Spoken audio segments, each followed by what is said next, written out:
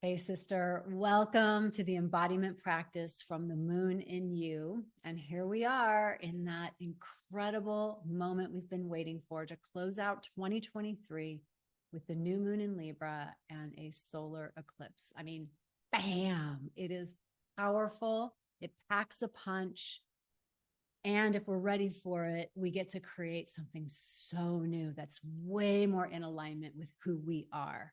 That's what the whole thing is for. This is happening for us and not against us. Let's remember that as we go through some pretty incredible shifts and changes that could feel tumultuous. It could feel like there's a lot of turmoil in this space.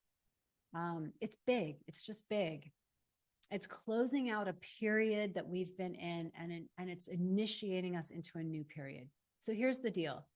The new moon is happening on October 14th, and we have a solar eclipse. And that puts us into the wormhole, which is this kind of portal between eclipses.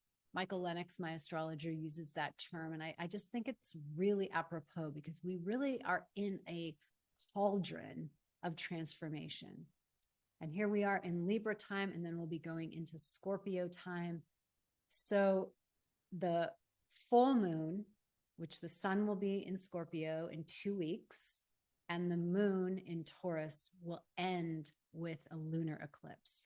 Okay. So the 14th, we're starting with this new moon in Libra and a solar eclipse. This kind of solar eclipse is kind of cool. It's called the Ring of Fire. So you'll see like a ring around the sun. We won't see it here where I live, but in other parts of the world, you may see it. So just know it's very, very potent energy. It's like a reboot energy. Some people call it a portal energy. So if you were in that portal energy, what would it be like for you? What do you want on the other side of the portal? That's the question to ask yourself. That's where you align your consciousness with. Because breakdown actually means that you're going to break through to some other place that you haven't been in before. And everything that's in our way, and even things we might love and be attached to, are going to go if they can't go into the future with us.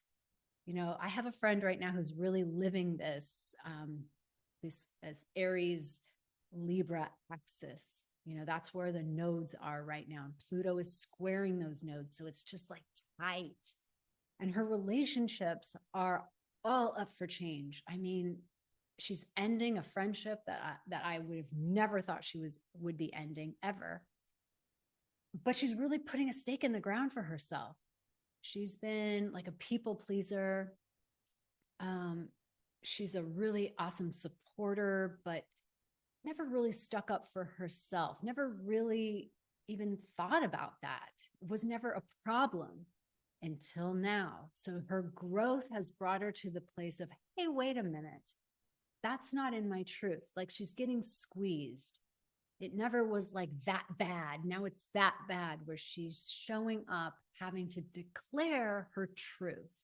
And because the energies are the way they are, others are not liking it, or they're doing what they do about it. But she's having to really step out of this codependent pattern or this people-pleasing pattern, which is the shadow of Libra, and step into her sovereignty, her authority, her boldness. That's very much Aries. So we're in that axis. Pluto is forcing that conversation.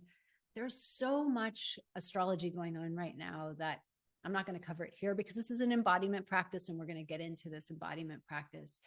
But just know, you know, it's intense. There's a lot going on. And inside of the moon in you, I gave you a mantra that you can use with Kali Ma.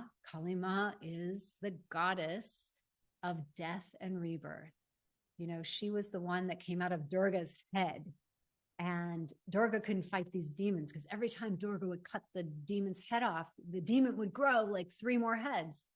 And how often does that happen, right? You try to solve one problem and then 2 or 3 more happen. So she called in Kali Ma. Now, Kali Ma, her plan was she was going to cut the head off the demon and drink its blood. And that way it didn't propagate in multiple heads. Wow, what an idea. So in a way, it's like ingesting the enemy and transmuting it through your body. That's goddess level work right there. So you can see the Moon in You PDF for the mantra that you can chant. Ali Maya sings a great song, a great chant, and that's included in the playlist if you want to take this practice further. But the way I'm going to have this practice go for today is a devotional practice. Because really, Kali Ma does the work that she does because she's devoted to our awakening. She's devoted to consciousness. So while things might not be comfortable, it is in our highest good. That's the thing to remember. It's in our highest good. And to the extent that we resist and try to stop change, it will be more difficult, but change will always win because we're going into a new cycle. And we might say, well, no, I thought that could go with me. I thought that relationship could go with me. Well, if it can, it will. And if it can't, it won't. You can trust that. So let's do a bowing practice. Wherever you are, come and sit on your knees. And I'd love for you on your knees, on your heels. Sit on your heels, bending your knees. I'd love for you to do this every day during this eclipse season if it feels aligned for you. You can chant the Kali Ma. You can chant whatever chants make sense to you to just honor and like surrender to the movement of what is so. And then begin to make and open up space so that you who's been waiting to show up comes online. And what do you want? These are the seeds that we're planting right now for the future that we're stepping into. We're closing out an 18-year cycle, 19-year cycle. We're going into another 19-year cycle when Pluto goes direct. It's already stationed direct. So when it moves into Aquarius in January 24 of 24, then we are off to the races. So this is our moment to release and let go. We're in a portal of releasing, and we're in a portal of sowing new seeds. So as you're on your knees, let's pretend like I'm on my knees. I'm going to put my hands on my legs, and then the bowing just comes all the way down and up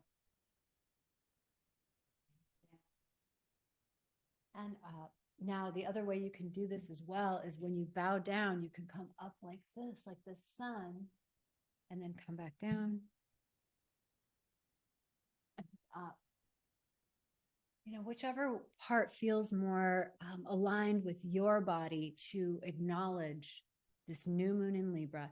Libra is the scales, right? The scales of justice, equality, it's balance. It's the balance between me and you, like self and other. And that's really this Aries Libra axis that we're on. The collective energy is to look at how we've been overdoing it with others and to come into a greater sense of self. And so this new moon is asking us in a way to tend to that part of us who can be in relationship with others. Who do we need to be in relationship? And then the second thing that Libra does is the mirrored consciousness. How are we walking our talk? What do we see out there that is really a reflection of here? I always like to say #Hall of Mirrors if you follow me, because it's all a hall of mirrors. What you're seeing out there is what you're seeing, who you are in here. You're seeing your mirror.